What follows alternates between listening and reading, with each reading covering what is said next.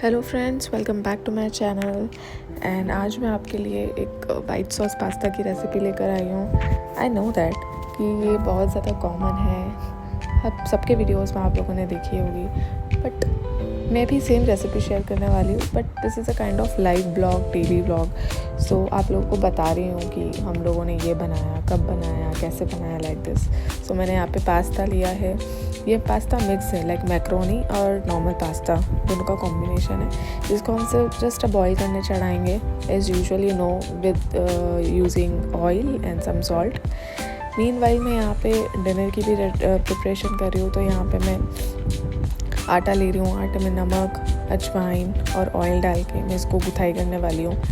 क्या होता है ना, जब मेड नहीं आती काम करने के लिए, तब हमें ही काम करना होता है, और तब हमें मल्टीटास्किंग बनना पड़ता है कि हमें बच्चों की भी फरमाइश पूरी करनी होती है और हमें साथ में सबके लिए डिनर भी रेडी करना होता है। ऐसा नहीं होता ना कि हम स्नैकिंग के थ्रू डिनर स्किप कर सकते हैं। It's obviously not possible.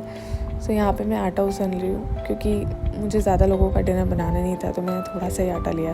लेकिन वो कहते हैं ना, जब हम थोड़ी सी चीज़ करते हैं तो सबसे ज़्यादा बिगड़ती है। थोड़ा सा आटा गूँथना इट्स वेरी डिफ़िकल्ट। तो इसको थोड़ा पानी डाल के ना हम लोगों को देखना पड़ता है कि कहीं ज़्यादा गीला ना हो जाए। तो वही सब चीज़ें हो रही थी, और ये थोड़ा सा आटा ऑलरेडी रखा हुआ था, तो मैंने मिक्स अप करके अच्छे से इसकी गुथाई कर ली है।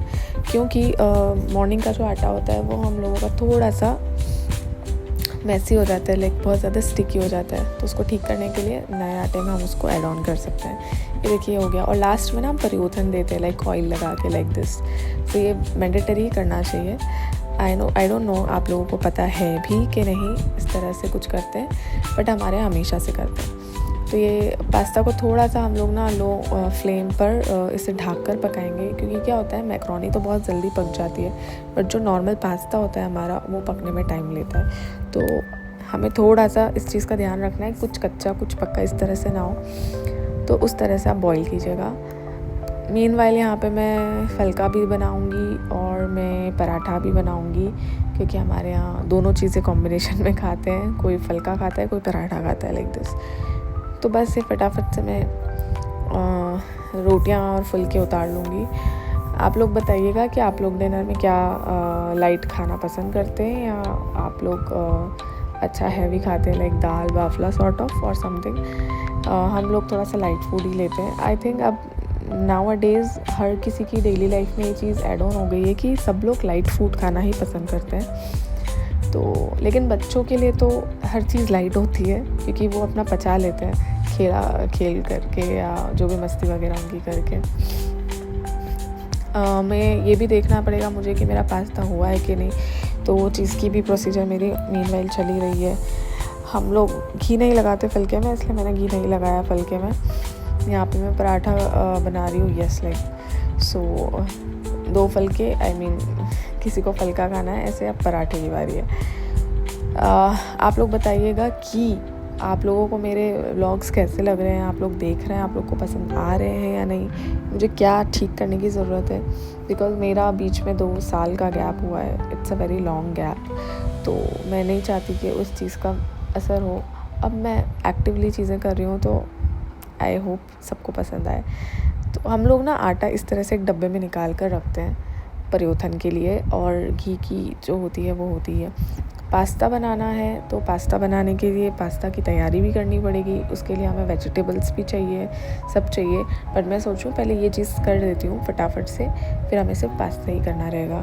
फिर फटाफट से सफाई हो गई। एक बार स्टैंड साफ़ हो जाता है ना, तो हमारा आधे से ज़्यादा काम निपट जाता है। फ्रिज खोला, देखा सब्जियां हैं कि नहीं है, देखा कुछ जो सब्जियां मिली वो सब यूज़ कर ली, क्योंकि अब स्पेशली पास्ता के लिए तो कोई सब्ज़ी अलग से लेने जा ही नहीं सकते ना।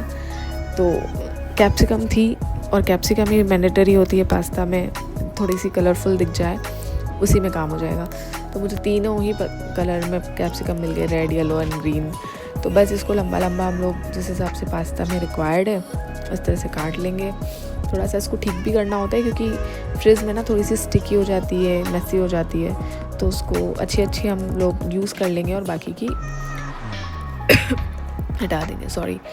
तो ये रेड कैप्सिकम मैं ऐसे लंबी काटी है, वैसे ही मैं ग्रीन भी यूज़ करूँगी और वैसे ही मैं येलो को भी यूज़ करूँगी।